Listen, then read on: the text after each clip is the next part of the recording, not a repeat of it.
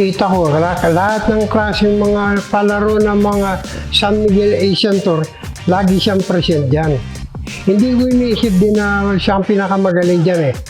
Pero isa pa lang pinakamagaling ng Indonesia, kaya siya rin umabot sa final namin, yung sa Indonesia kami maglaban.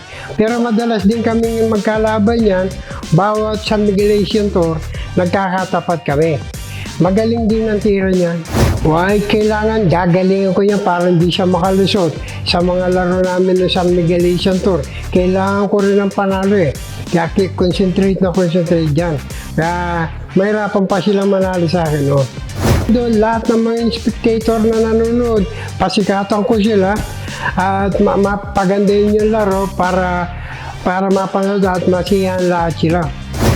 Yung mga challenge na mga ganyan, siyempre, iniisip ko yung mga challenge nila kung sila makakalaban ko dati, pero alam ko lamang ako dyan.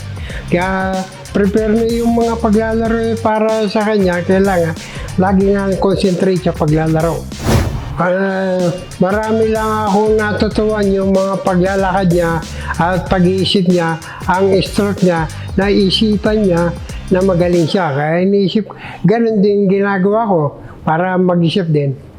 Sa lahat ng gusto magbilyar, ang mapapayo ko lalo na sa mga beginner, kailangan talaga mag-ensayo kayo ng gusto, alamin lahat ang mga tira, panoorin nyo ang mga tira ng mga magagaling at pag nag-practice kayo, gagayahin nyo na lang.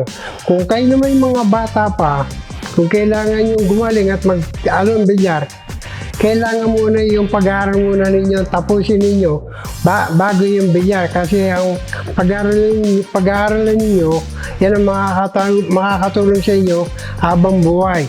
At ngayon, pagka okay na gusto nyo maglaro, pag-practice din kayo gusto, kailangan kondisyon kayo, kailangan wag gagamit ng mga masamang gamot. Hello! This is Efrem Bata Reyes, Mansion Sports Ambassador. Follow Mansion Sports now for more news and updates.